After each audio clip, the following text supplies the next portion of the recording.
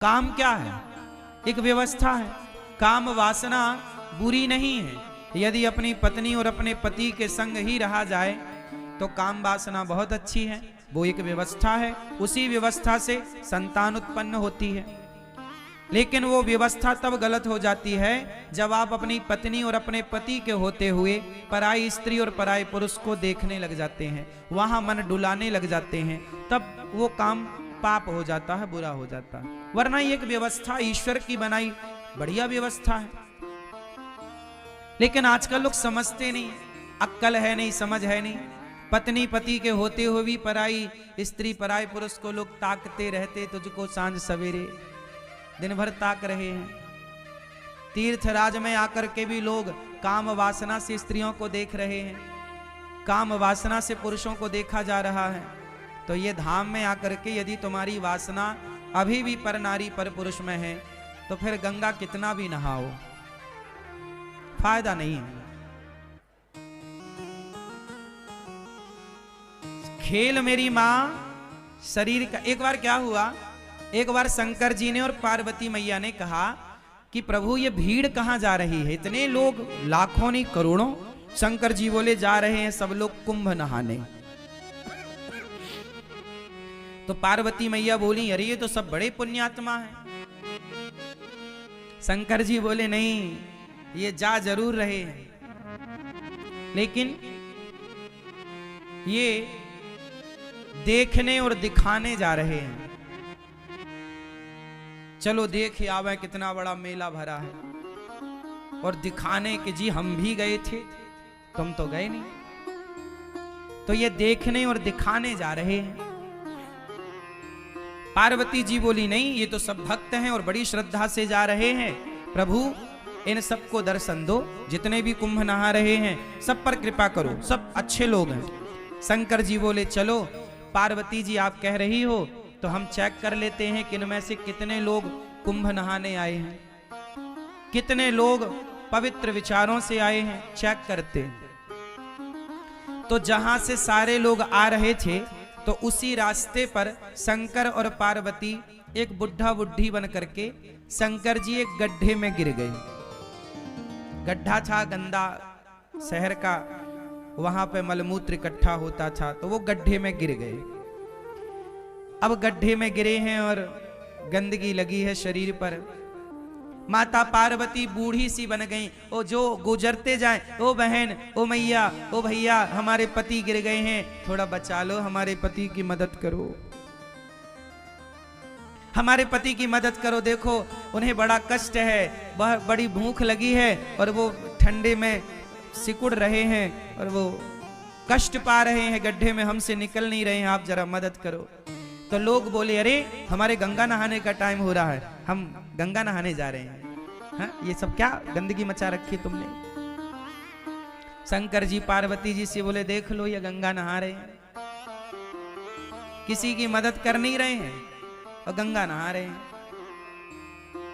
पार्वती जी बोली प्रभु कोई तो आएगा। हाँ हाँ कोई आएगा, सबसे कहो।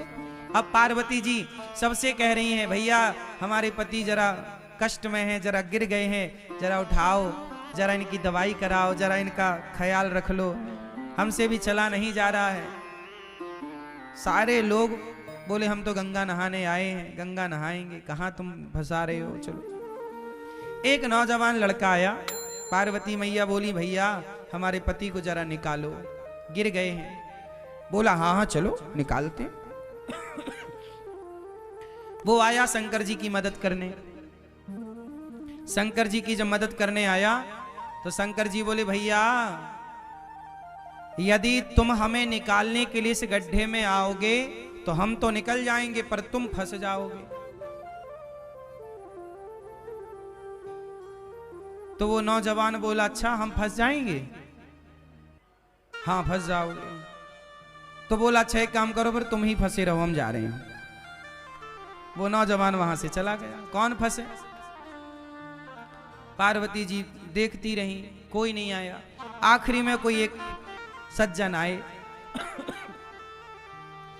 एक सदगृहस्थ आए, पति पत्नी।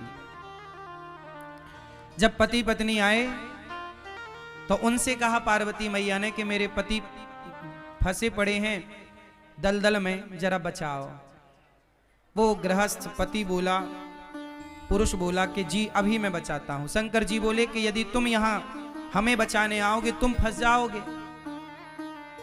तब उस आदमी ने कहा कि महाराज मैं भले फंस जाऊं, मुझे भले कष्ट हो, पर आपको कष्ट ना हो। मैं फंसूं तो फंसूं, आप ना फंसे। मैं कष्ट उठाऊं तो उठाऊं, आप ना उठाएं। ये कहकर के वो आदमी उस गड्ढे में कूदा, शंकर जी को कंधे पर बिठाया, जोर लगाया, उठाया, बाहर किया। और जब बाहर किया तो शंकर जी ने भी उसे बाहर किया। और जब बाहर किया तो भगवान शिव ने पार्वती जी से कहा, देखो इस पूरे कुंभ में केवल ये आदमी कुंभ नहाने आया है, ये परिवार कुंभ नहाने आया। हम लोग किसी की मदद नहीं कर रहे हैं, किसी की हेल्प नहीं कर रहे हैं। किसी की मदद करना यही तो सबसे बड़ा स्नान है। ना जाने किस रूप में नारायण मिल जाएं। कोई आपसे कहे कि भैया हमारी थोड़ी मदद कर दो, तो वो भगवान के रूप में ही तो आपसे मदद मांग रहे थे, आपकी परीक्षा लेने के लिए। इसलिए ये बात केवल मैं कुंभ के लिए नहीं बोल रहा हूं। कहीं भी जाओ, घर पे भी रहो, गांव में भी रहो, गली में भी रहो, अपने शहर में भी रहो, तो सबकी मदद करो। शंकर जी बोले कि तुम फंस जाओगे इस गड्ढे में। बोले फंस जाऊं, कोई बात नहीं। जो स्वयं दुखी होकर औरों का दुख दूर करता है वही सबसे बड़ा भक्त है। शंकर जी ने कहा तुम थोड़ी दुखी होगे। शंकर जी ने उसे दर्शन दिया। और दर्शन क्या दिया? शंकर पार्वती उसे अपने साथ ले गए, चलो वहीं आनंद से रहना। तो ये है दर्शन। अब हम लोग क्या करते हैं, कहीं भोजन बट रहा है, प्रसाद बट रहा है, तो हम स्वयं आगे होकर के अपना लेते हैं और दूसरे की थाली में धक्का लगे तो लगे, उसका गिरे तो गिरे, हमें मिलना चाहिए। मोर पेट हाहू मैं ना देहूं काहू। आदमी ये नहीं चाह रहा है कि पहले तुम ले लो, नहीं नहीं, पहले हम। और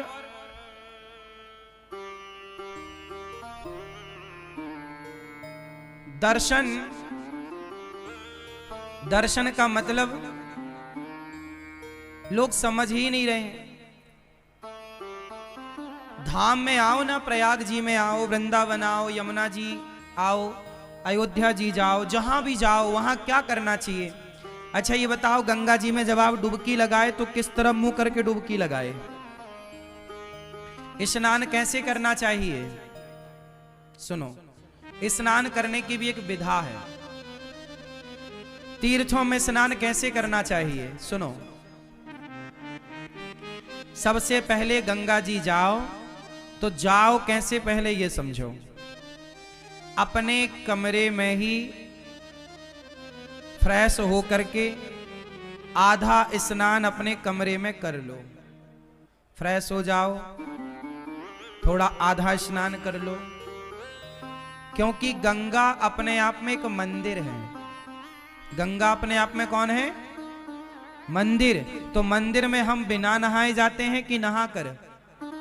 तो गंगा जी जाने के पहले अपने कमरे में मलमूत्र से निवृत्त होकर के मंजन ब्रश कर लो कमरे में, यहीं पे जो व्यवस्थाएं हैं तंबू में, और स्नान कर लो आधा, क्योंकि शौच करने के बाद नहाना चाहिए।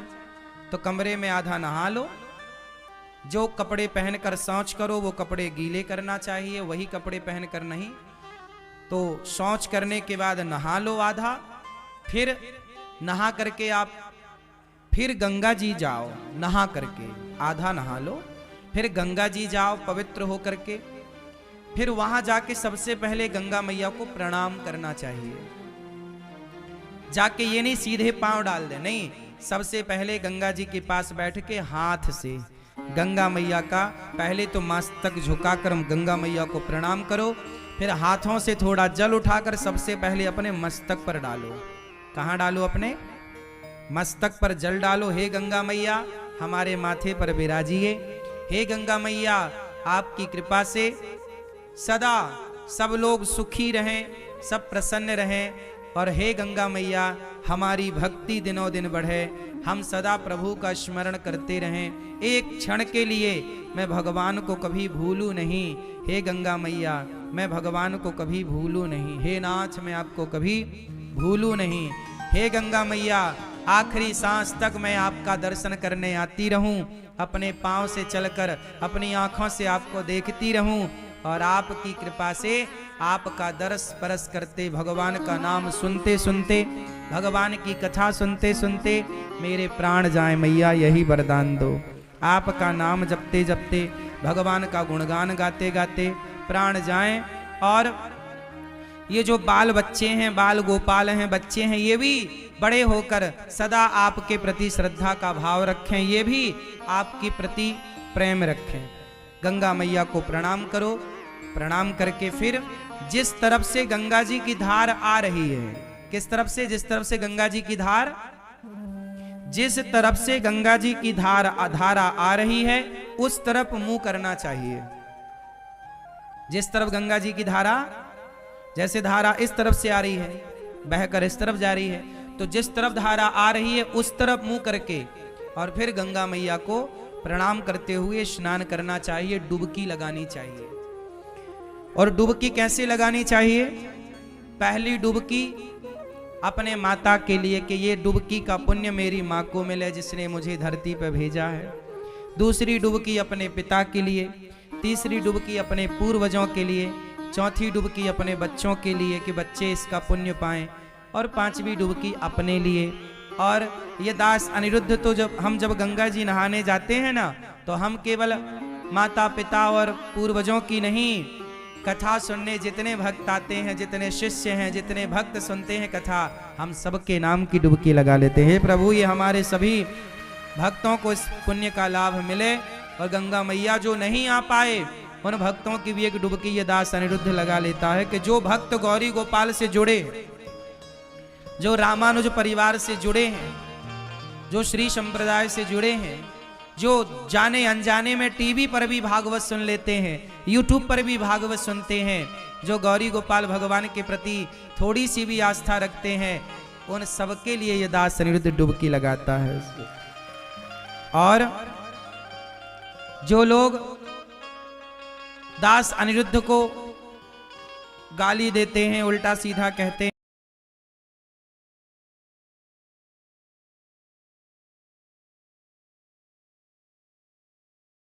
उनके नाम की भी एक डुबकी लगा लेते हैं कि उनको भी भगवान सद्बुद्धि दें। गंगा मैया उनका भी पुण्य बढ़ाएं, उनकी भी शक्ति बढ़ाएं, ताकि वो सदा गाली देते रहें।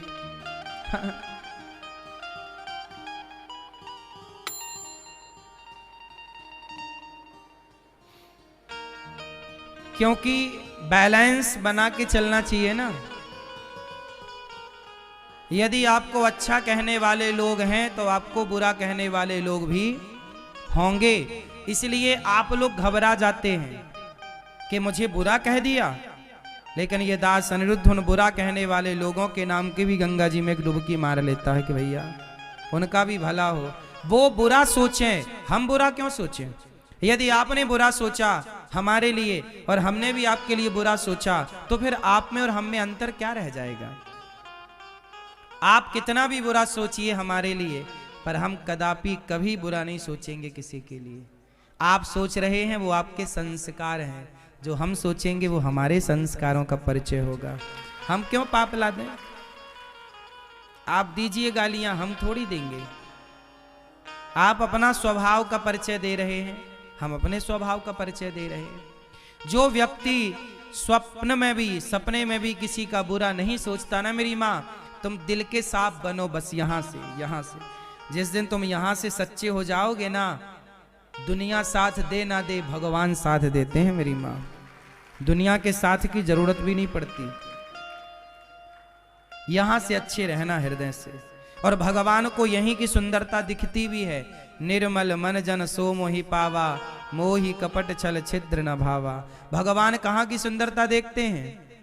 मन की। इसलिए कहता हूं तन को धोया मगर मन को धोया नहीं, बाद गंगा नहाने से क्या फायदा।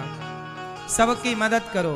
कुंभ नहाने आए पर शंकर जी ने परीक्षा ली तो कोई एक ही नजर आया कि ये नहाने आया। जो सबकी मदद करता है वो व्यक्ति वही कुंभ नहाने का फल पा रहा है। सबकी मदद करो, सबका भला करो। ये दास अनिरुद्ध पहली बार जब ये कुंभ में आया तो देखो यहां आकर हमने सबसे पहले सोचा कि यहां अन्य क्षेत्र चलना चाहिए। ये दास अनिरुद्ध जहां जाता है वहां कोशिश करता है कि अन्य क्षेत्र चले। वृंदावन में इतना बड़ा अन्य क्षेत्र चल रहा है, हजारों लोग भोजन कर रहे हैं। प्रयागराज जी में भी गौरी गोपाल अन्न क्षेत्र चल रहा है, हजारों भक्त भोजन कर रहे हैं, सबको पेट भर भोजन मिल रहा है। कितना बड़ा पुण्य है ये माँ, सही है। हमें बड़ी तसल्ली है अपने, हम बड़ा संतोष रखते हैं अपने जीवन में कि बस ये शरीर की सुंदरता ना, शरीर की सुंदरता सोना चांदी से नहीं, शरीर की सुंदरता सेवा से है। तन पवित्र सेवा किया, तन को शुद्ध करना है तो सेवा से करिए। तन पवित्र सेवा किए, धन पवित्र कर दान, धन को शुद्ध करना है तो दान करिए। और मन पवित्र हरि कीर्तन से होत त्रिविध कल्याण, मन को पवित्र करना है तो भगवान का कीर्तन करने लग जाइए, अपने आप मन शुद्ध होगा। सर्वे भवन्तु सुखिनः, सब सुखी रहें, यही भावना होनी चाहिए। एक सज्जन ने हमसे पूछा कि महाराज जी यदि संत जन कहते हैं, शास्त्र कहते हैं सर्वे भवन्तु सुखिनः, हम कहते हैं ना सब सुखी रहें, तो एक नौजवान दोस्त ने यही प्रश्न कर लिया प्रश्नोत्तरी में कि महाराज जी आप कहते हो कि सब लोग सुखी रहें, तो फिर इस कुंभ में मुसलमानों को क्यों नहीं आने दिया गया? सब सुखी रहें तो क्यों नहीं आए वो लोग? हमने कहा भाई कुंभ का गंगा मैया तो सबको पवित्र करने के लिए हैं, कोई रसखान की तरह भक्त बनकर आए तो सब आए, आतंक फैलाने तो कोई ना आए। कम से कम रसखान की तरह भक्त बनकर आओ तो गंगा नहाने में कहां ऐतराज है, नहाओ ना, डुबकी लगाओ। लेकिन तुम हमेशा यदि गला काटने की बातें करोगे, सनातन धर्म को मिटाने की बात करोगे तो फिर कैसे स्वीकार होगा? इसलिए हम सबका भला चाहते हैं, लेकिन सबका भला चाहते हैं इसका मतलब ये नहीं कि तुम हमारी बहन बेटियों को गलत तरीके से देख लो, गलत काम करो और हम तुम्हारा भला चाहते रहें। हम सबका भला चाहते हैं, श्री कृष्ण सबका भला चाहते हैं, लेकिन जरूरत पड़ने पर अर्जुन को गांडीव उठाने की प्रेरणा भी तो देते हैं कि सबका भला चाहते हैं हम, पर भला उसका ही तो चाहना चाहिए जो भलाई के लायक हो। यदि आप उद्दंड हैं, बच्चा गलत करता है तो माँ 2 थप्पड़ भी तो जमाती है, वही माँ छाती से लगाकर दूध भी पिलाती है, और वही माँ 2 थप्पड़ भी जमाती है। जहां थप्पड़ जमाने की जरूरत होती है वहां थप्पड़ लगाती है, जहां लाड़ लड़ाने की जरूरत होती है वहां लाड़ लड़ाती है। यही है कि जब समाज गलत रास्ते पर चला जाए, आज के पहले कुंभ लगे थे तो उसमें तो सारे मुसलमान आए और अपनी दुकानें लगाए और सब काम हुआ, लेकिन जब आपने यहीं की रोटियां खाकर, यहीं से पैसा कमाकर इसी सनातन को मिटाने का षड्यंत्र रचेंगे, तब तो देखो मां लाड़ लड़ाएगी तो फिर थप्पड़ भी जमाएगी।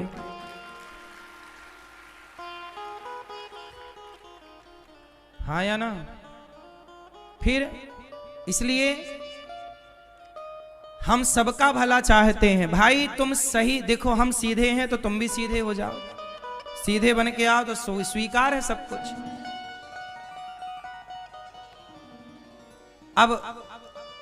अब सोचिए हम आपके घर भोजन करने आए और आप दाल सब्जी में थूक दें, और आपकी थूकी हुई दाल सब्जी को खाएं, तो ये अपराध है कि नहीं? आपने तो हमारे साथ छल किया। भाई आदमी कभी, हिंदू तो कभी नहीं सोच सकता कि दाल सब्जी में कोई थूकेगा, हम सनातनी तो इसको सोच भी नहीं सकते। सोच सकते हैं आप लोग? बोलो। हम सनातनी सोच भी नहीं सकते कि दाल सब्जी में कभी सनातनी थूकेगा, लेकिन बहुत सारे लोगों की वीडियो फोटो आपने सोशल मीडिया पर देखी, अन्य विधर्मियों की, जो भोजन में थूक देते हैं।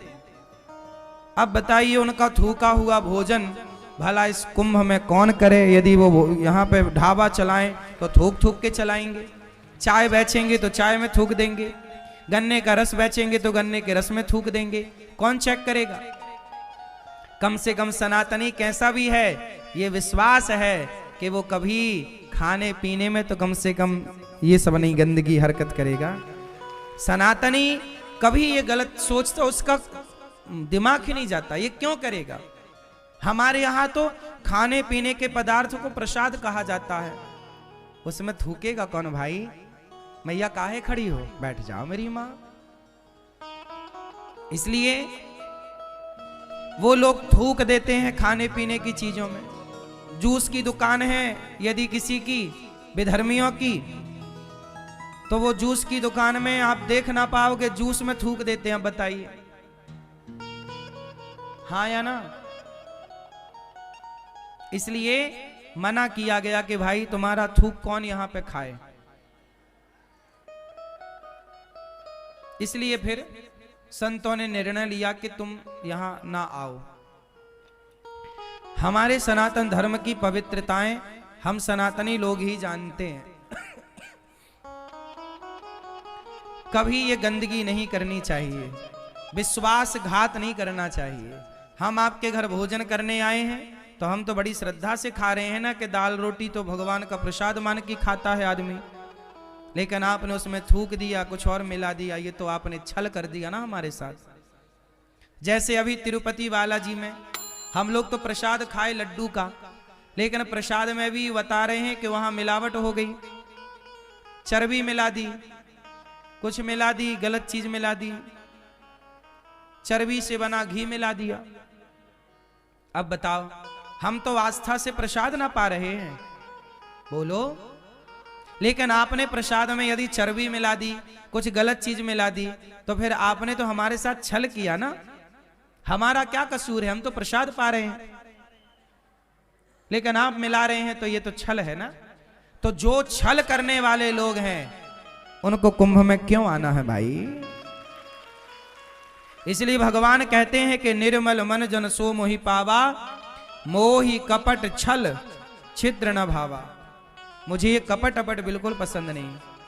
ए भैया, क्या पसंद नहीं है? मुझे कपट पसंद नहीं। निर्मल मन जन सो मोहि पावा, मोहि कपट छल छिद्र न भावा। पूतना को देखकर भगवान ने आंखें बंद कर ली, क्योंकि पूतना का तन सुंदर है, मन सुंदर नहीं। मेरी मां, आप लोग अपने मन को साफ करिए। धाम में आओ, क्रोध, काम, गलत विचार सब त्याग कर केवल वाणी भगवान का नाम जपे। श्रीमन्नारायण श्रीमन्नारायण श्रीमन्नारायण। मन एकदम निर्मल हो। निर्मलता से जब भगवान का स्मरण किया जाएगा, भगवान का चिंतन किया जाएगा, निश्चिंत रहिए, आपका काम होगा, आप पुण्य के अधिकारी बनेंगे। इसलिए सबका भला करते चलिए। राह जय श्री राधे राधे भक्तों, जय श्री राधे राधे राधे कृष्ण राधे कृष्ण कृष्ण कृष्ण राधे राधे राधे श्याम राधे श्याम। जय सीताराम भगवान की जय हो। नाना तरुण फल फूल सुहाए, खग मृग बंद देखी मन भाए। शैल विशाल देखी एक आगे, तापर धाई चढ़े उभे त्यागे। अनेकों प्रकार के वृक्ष फल फूल से सुशोभित हैं। पक्षी और पशुओं के समूह को देखकर तो वे मन में बहुत ही प्रसन्न हुए। सामने एक विशाल पर्वत देखकर हनुमान जी भय त्याग कर उस पर चढ़कर दौड़कर जा चढ़े। उमा ने कछु कपि के अधिकाई, प्रभु प्रताप जो कालई खाई। गिरी पर चढ़ी लंका ते ही देखी, कही न जाते अति दुर्ग विशेषी। श्री राम जय राम जय जय राम। शिव जी कहते हैं, हे उमा, इसमें वानर हनुमान की कुछ बड़ाई नहीं है। यह प्रभु का प्रताप है जो काल को भी खा जाता है। पर्वत पर चढ़कर उन्होंने लंका देखी है। बहुत ही बड़ा किला है, कुछ कहा नहीं जाता। अति उतंग जल निधि चहु पासा, कनक कोट कर प्रमो प्रकाशा। वह अत्यंत ऊंचा है, उसके चारों ओर समुद्र है। सोने के परकोटे का परम प्रकाश हो रहा है।